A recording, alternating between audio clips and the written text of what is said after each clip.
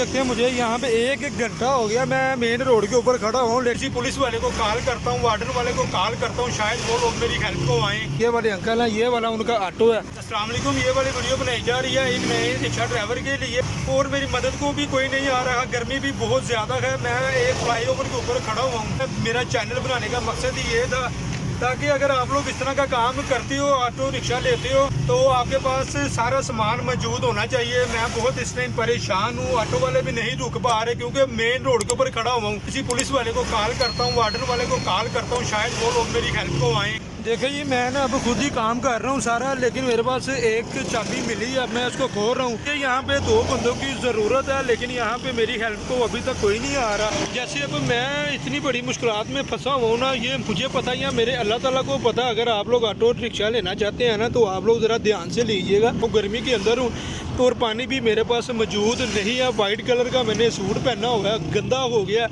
लेकिन अब काम तो करना है ना। अल्लाह ताला का शुक्र है, अल्लाह ताला ने बड़े हादसे से मुझे महफूज रखा है। सकते हैं मुझे यहाँ पे एक घंटा हो गया मैं मेन रोड के ऊपर खड़ा हूँ, लेकिन हेल्प को अभी तक कोई बंदा भी नहीं आ रहा। ये वाला जी पहला बंदा आया मेरे पास जो अब मेरी मदद करने को आया। मुझे एक घंटा हो गया यहाँ पे खड़े को, लेकिन कोई बंदा मेरी मदद को नहीं आया। ये वाले अंकल आए हैं मेरी मदद को, देखते हैं जी अब क्या होता है। मैं तो काफ़ी ज़्यादा परेशान था। देखें, अपना ऑटो रिक्शा छोड़ के मेरी हेल्प के लिए आ रहे हैं। मेरा ये आगे वाला टायर पंचर हुआ था। ये वाले अंकल हैं, ये वाला उनका ऑटो है। ये रिक्शा ड्राइवर है, इनके पास सारा सामान मौजूद है।